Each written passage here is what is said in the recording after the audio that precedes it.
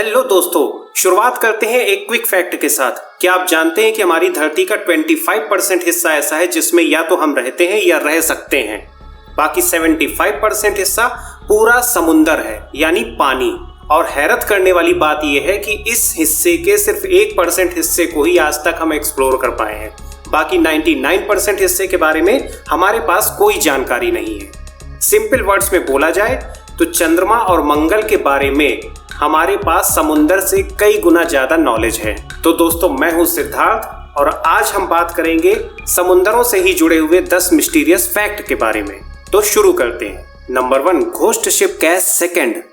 20 अप्रैल 2007 को ऑस्ट्रेलिया के great barrier reef में एक छोटी नाव अकेली सुनसान जगह पर तैरती हुई पाई गई, जिसके सवार रहस्यमयी तरीके से गायब हो चुके थे। पहले यह माना गया कि उनका एनकाउंटर किसी तरह के ड्रग स्मगलर्स या फिर पायरेट्स के साथ में हुआ है। 21 अप्रैल 2007 को क्वींसलैंड पुलिस के इन्वेस्टिगेटर सार्जेंट मावेल और ब्राडेल ने इसका इन्वेस्टिगेशन किया।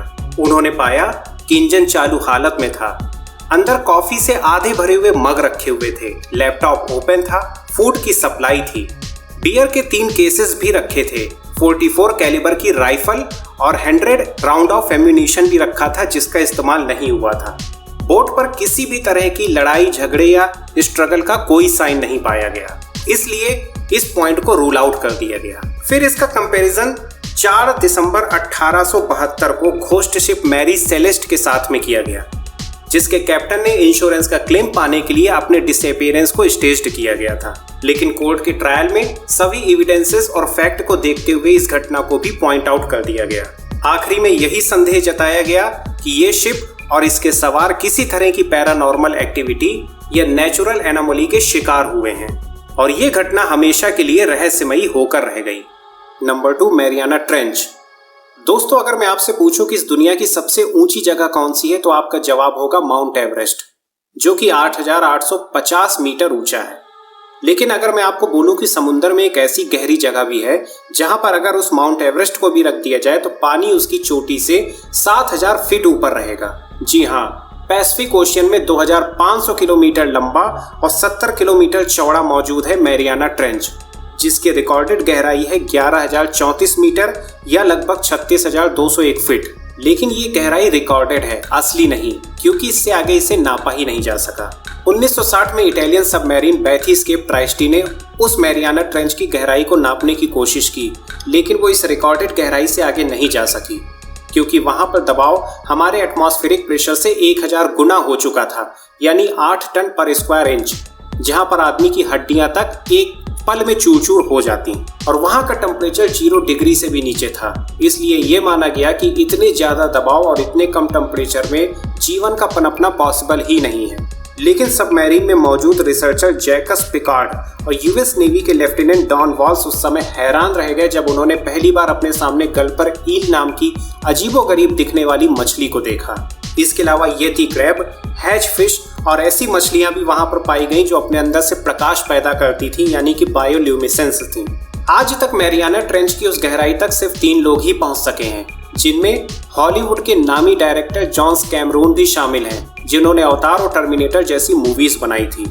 सन 2012 में वो मैरियाना ट्रेंच की 10,989 मीटर की गहराई तक जा सके हैं। लेकिन इससे आगे की गहराई और वहां के जीवन के बारे में आज भी वैज्ञानिकों को और लोगों को कुछ नहीं मालूम। नंबर 3, बाल्टिक सी एनोमली। पीटर लिंडबर्ग और डेनिस एसबर्ग, ये दोनों deep sea exploration team ocean x के मेंबर हैं। 19 जून 2011 को उन्होंने बाल्टिक ओशियन के गल्फ ऑफ बेथोनिया के पास कोस्ट ऑफ स्वीडन से लगभग 300 फीट की गहराई पर एक अनयूजुअल फॉर्मेशन को देखा। उनका यह भी कहना था कि उस फॉर्मेशन के 200 मीटर के दायरे में उनके इक्विपमेंट्स में गड़बड़ी पैदा होने लगी थी और सिग्नल्स काम नहीं कर रहे थे। उन्होंने सोनार वेव से जो उसकी इमेज बनाई, उसे देखकर वो हैरान रह गए। उनका ये मानना था कि ये अनयूजुअल फॉर्मेशन या तो वर्ल्ड वॉर 2 में नाजीज द्वारा यूज किया गया कोई इक्विपमेंट है और या फिर ये कोई यूएफओ है जो लगभग आइस एज से भी 1000 से 10,000 साल पहले से यहाँ पर दबा हुआ है। ये फॉर्मेशन कुछ स्टार वार्स मूवी के मिलेनिया फॉल्कन से मिलता जुलता था, जिसका शेप राउंड था, जिसमें स्टेयर केसेस दिखाई दे रही थी, बीच में एक होल था जिसके चारों तरफ रेक्टेंगुलर फ्रेम था। लेकिन वैज्ञानिकों ने उनके दावे को सिरे से खारिज कर दिया। उनका ये कहना है कि ये यूएफओ नहीं हो सकता, इसकी जगह ये कोई वॉल्केनिक रॉक फॉर्मेशन हो सकता है या फिर कोई ग्लेशियर फॉर्मेशन हो सकता है जो कि आइस एज या उससे पहले बना था, लेकिन वो इसके लिए कोई ठोस एविडेंस नहीं पेश कर सके। आज भी ये गुत्थी अनसुलझी हुई है। Number 4, the bloop. 1997 में US national oceanic and atmospheric administration NOAA ने साउथ पैसिफिक ओशियन के एक रिमोट लोकेशन में अल्ट्रा लो फ्रीक्वेंसी लेकिन बहुत ही ज्यादा ताकतवर साउंड को डिटेक्ट किया। ये इतना ज्यादा एम्पलीफाइड था कि इसे 5000 किलोमीटर तक के सेंसर्स ने डिटेक्ट किया। नोवास के डायरेक्टर क्रिस्टोफर फॉक्स ने इस बात पर कभी यकीन नहीं किया कि यह किसी तरह का मैन मेड, सबमरीन या बम एक्सप्लोजन का साउंड है, न ही किसी जियोग्राफिकल इवेंट जैसे कि अर्थक्वेक या वोल्केनो एरप्शन का। लेकिन आज भी यह रहस्य सुलझाया नहीं जा सका क्योंकि इस दुनिया का loudest recorded sound blue whale का है और द ब्लूप की फ्रीक्वेंसी इस साउंड से भी कहीं ज्यादा थी। कुछ रिसर्चर्स ने यह हाइपोथेसिस दिया कि ये साउंड आइस क्वैक का भी हो सका है, लेकिन ये सिर्फ एक हाइपोथेसिस है, इसे अभी तक साबित नहीं किया जा सका। Number 5, the HMS Daedalus sea serpent. Sea serpent 19वीं सदी में हमेशा से नॉर्वेरियन कहानियों का हिस्सा रहा है, लेकिन वो कहानियां तब हकीकत में बदलने लगीं जब ब्रिटिश नेवी वेसल डेडलस के कैप्टन PM क्वे ने ऑफिशियली रिकॉर्ड किया कि 6 अगस्त 1848 को शाम को 5 बजे उन्होंने नामीबिया से 30 मील की दूरी पर साउथ अटलांटिक में एक बहुत बड़ा सांप देखा। उसका आंख, नाक, मुंह और सर साफ नजर आ रहा था। वो 10 मील पर घंटे की रफ्तार से चल रहा था और लगभग 10 मिनट तक दिखाई दिया। Lieutenant E.A. ड्रॉमंड और एक दूसरे ऑन डेक ऑफिसर ने भी इस बात को टेस्टिफाई किया। कैप्टन की ऑथराइज की हुई 3 प्रोफेशनल ड्राइंग्स जो उस क्रीचर की बनाई गई थी वो 1848 में लंदन न्यूज में भी पब्लिश हुई, लेकिन रिसर्चर्स ने और वैज्ञानिकों ने इसे सिरे से नकार दिया। उनका यह कहना था कि उन्होंने साई व्हेल या सी सर्पेंट या शार्क को देखा होगा, लेकिन वास्तव में उन्होंने क्या देखा था और वो कैसा दिखता था और क्या था, ये आज भी एक अनसुलझा रहस्य है, लेकिन ऑफिशियली रिकॉर्डेड है। Number 6, the beast of Stronsay. सन 1808 में स्कॉटलैंड के आइलैंड ऑफ स्ट्रॉन्से पर एक अजीबोगरीब क्रीचर बहकर किनारे आया जो 50 से 55 फीट तक लंबा था, जिसके 3 जोड़ी पैर थे और पीठ पर मछली के फिन की तरह हेयर्स थे। उसका सर सील के सर से ज्यादा बड़ा नहीं था। साइंटिस्ट को इन्फॉर्म किया गया और उन्होंने आकर उसकी सैंपल्स को कलेक्ट किया, जिसमें रीढ़ की हड्डी, स्कल्स और बाल आदि थे। उसके सैंपल्स को एडिनबर्ग रिसर्च इंस्टीट्यूट ले जाया गया, जहां पर वर्नीनियन सोसाइटीज के रिसर्चर्स ने उस पर स्टडी किया। कोई भी ये पता नहीं लगा सका कि वो जानवर कौन था। उन्होंने उसे एक नई स्पीशीज मानकर हॉलसाइड्रस पोंटोपिडोनी ये नाम दिया। बाद में सर्जन सर एवरार्ड ने लंदन ले जाकर उसके सैंपल्स की स्टडी किया और उन्होंने बताया कि ये बास्किंग शार्क हो सकता है। 1908 में डॉक्टर जियाफ स्वैनी, जो कि लोअर वर्टिब्रेट्स, फिश, एम्फीबियंस और रेप्टाइल्स के एक बहुत अच्छे एक्सपर्ट थे, उन्होंने उसके सैंपल्स की स्टडी किया और ये कंफर्म किया कि 100% बास्किंग शार्क है। लेकिन आज भी कई लोग उनकी राय से इत्तेफाक नहीं रखते और इसकी वजह थी उसमें पाए जाने वाले 3 जोड़ी पैर। Number 7, phantom island of Bermeja. 16वीं से 19वीं शताब्दी तक गल्फ ऑफ मैक्सिको में युकाटान पेनिनसुला के नॉर्थ वेस्ट में एक छोटे से आइलैंड के होने की बात आती है। कई सी एक्सप्लोरर्स ने उसको नक्शे में भी बनाया, लेकिन 20वीं शताब्दी में वो आइलैंड अचानक गायब हो गया। नक्शे में उसकी लास्ट अपीयरेंस 1921 में geographical Atlas of Mexican Republic के एडिशन में पाई जाती है। उस आइलैंड का क्या हुआ, इसको लेकर लोगों की अलग अलग हाइपोथेसिस है, जैसे ग्लोबल वार्मिंग, सी लेवल के बढ़ने से वो द्वीप नीचे डूब गया, या अंडर वाटर अर्थक्वेक जिसकी वजह से वो द्वीप नष्ट होकर समुद्र में समा गया। लेकिन कॉन्स्पिरेसी थ्योरिस्ट का ये मानना है कि अमेरिका ने ऑयल रिच गल्फ तक अपनी पहुंच बनाने के लिए उस द्वीप को उड़ा दिया।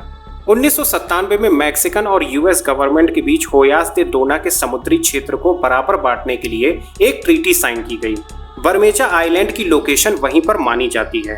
इसके बाद मैक्सिकन गवर्नमेंट टीम ने एक एक्सपीडिशन को उस आइलैंड का पता लगाने के लिए भेजा ताकि वहां पर वो अपना ऑयल डिपॉजिट बेस बना सके, लेकिन उस आइलैंड का कहीं भी कोई पता नहीं चला।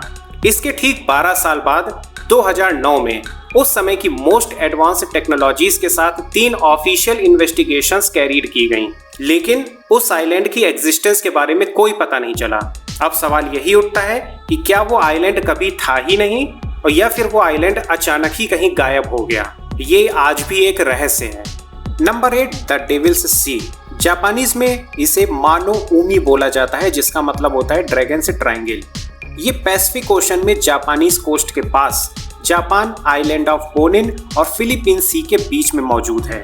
बरमूडा ट्रायंगल के जस्ट अपोजिट होने की वजह से इसे बरमूडा ट्रायंगल ऑफ पैसिफिक भी बोला जाता है। ये माना जाता है कि कन्क्वेरर कुबलई खान, जो कि मंगोलों का 5वां राजा था और चंगेज खान का पोता था, उसने 1274 और 1281 एडी में जापान पर कब्जा करने के लिए अपनी 2 वेसल्स अलग अलग भेजी थी, जिसमें टोटल 40,000 क्रू मेंबर्स थे।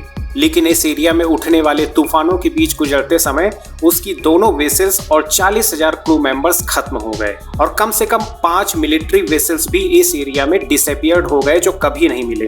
इस वजह से 24 सितंबर 1952 को जापान ने एक रिसर्च शिप को इन सभी घटनाओं को इन्वेस्टिगेट करने और खोई हुई वेसल्स यानी जहाजों को पाने के लिए भेजा। लेकिन बदकिस्मती से इस रिसर्च शिप और इसके 31 क्रू मेंबर्स का भी वही हश्र हुआ जो कि बाकी शिप्स का हुआ था। इस शिप के टुकड़े और इसकी क्रू मेंबर्स के बारे में दोबारा कभी कोई पता नहीं चला। इस घटना के बाद जापानीज गवर्नमेंट ने इस एरिया को रिस्ट्रिक्ट कर दिया और डेंजरस घोषित करते हुए मैरीन सर्वर्स वॉयजिंग और ट्रांसपोर्टिंग गुड्स वाली शिप्स को रोक दिया। वहां पर होने वाली इन दुर्घटनाओं की वजह से कभी भी इस जगह के रहस्य के पीछे की साइंस को या फैक्ट को जाना नहीं जा सका। लेकिन साइंटिस्ट इसका एक्सप्लेनेशन देने की कोशिश करते हैं कि हो सकता है वहां पर समुद्र की तलहटी में मेथेन हाइड्रेट पाया जाता है, जो कि आइस लाइक स्ट्रक्चर या डिपॉजिट होता है और 18 डिग्री से ऊपर का टेम्परेचर होने पर एक्सप्लोड कर जाता है। साथ ही साथ इस वजह से पानी की बायोन्सी या उछाल कम हो जाती है, जिस वजह से जहाज तैरना बंद कर देते हैं और वो यहाँ पर डूब जाते हैं, उनका कोई पता नहीं चलता। Number 9, the disappearance of great shark. नवंबर 2003 में ऑस्ट्रेलिया के साउथ वेस्टर्न समुद्री इलाके में एक ऑस्ट्रेलियन ग्रेट व्हाइट शार्क को टैग किया गया, जिसका उद्देश्य था समुद्र के एम्बियंस के टेम्परेचर, उसकी सराउंडिंग और गहराई का पता लगाना।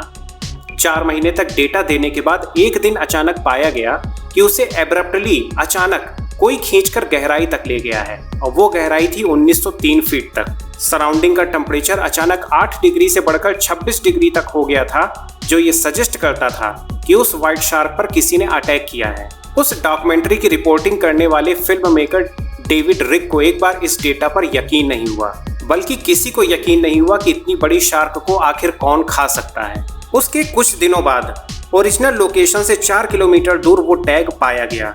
काफी समय तक रिसर्च करने के बाद इस हाइपोथेसिस पर पहुंचे कि उसको खाने वाला कोई दूसरा बड़ा जानवर हो सकता है, जिसे हम आज तक खोज नहीं पाए हैं। उसके बारे में बहुत रिसर्च की गई, लेकिन कुछ भी पता नहीं चला। लगभग 11 साल की रिसर्च के बाद Woods Hole Oceanographic Institute of Massachusetts के डॉक्टर कैमरिन ब्राउन ने सजेस्ट किया कि व्हाइट शार्क में कैनाबेलिज्म का फीचर पाया जा सकता है, जिसकी वजह से किसी एक शार्क ने दूसरी शार्क को खा लिया होगा। लेकिन यह हाइपोथेसिस आज भी कई सवालों का जवाब नहीं दे पाती है। आज की तारीख तक ये सिर्फ एक थ्योरी है, इसके लिए कोई सॉलिड एविडेंस अभी तक नहीं मिला है। Number 10, the Kraken. नॉर्वे की नॉर्डिक लोक कथाओं में हमेशा से क्रैकन आइलैंड से लेकर ग्रीनलैंड तक के समुद्री क्षेत्रों को हांट करता आया है। ये माना जाता था कि अपनी मजबूत और बड़ी टेंटिकल्स से किसी भी बड़ी शिप को तोड़ सकता था, और अगर उसकी ये स्ट्रेटजी फेल हो जाती थी तो वो जहाज के नीचे समुद्र के अंदर एक भंवर को क्रिएट कर देता था और उस भंवर में वो जहाज खींचा चला आता था। क्रैकन की पहली रिटन हिस्ट्री 1180 में नॉर्वे के किंग स्वीयर के समय में मिलती है। 18वीं सदी में ये मिथ और भी ज्यादा मजबूत हुआ जब फादर ऑफ बायोलॉजी कहे जाने वाले कार्ल लिनियस ने अपनी बुक सिस्टेमा नेचुरे के पहले एडिशन में इसको सिफेलोपोड मोलस्क की कैटेगरी में रखा।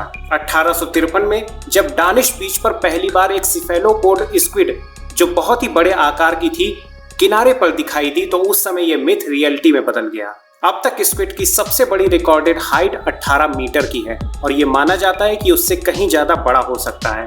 लगभग 150 साल की रिसर्च के बाद ये पाया गया कि ये स्क्विड 100 से 120 फीट की लंबाई तक पहुंच सकती हैं और समुद्र में 1100 से 2500 फीट की गहराई तक अंधेरे कोनों में रहती हैं। 2005 में जापानी रिसर्चर्स टी कोबोडेरा और के मोरी ने ये फैक्ट एस्टेब्लिश किया कि ये पावरफुल होती हैं, फास्ट होती हैं और अपने शिकार को पकड़ने के लिए अपने मजबूत टेंटिकल्स का इस्तेमाल करती हैं। तो फ्रेंड्स, आपको समुद्रों से जुड़े हुए ये 10 रहस्यमयी फैक्ट कैसे लगे, हमें कमेंट करके जरूर बताइए। अगर आपको ये वीडियो पसंद आया है तो इसे लाइक करिए और इस तरह के और भी वीडियोस को देखने के लिए हमारे चैनल को सब्सक्राइब करिए। फिर मिलते हैं एक नए वीडियो के साथ, तब तक के लिए नमस्कार।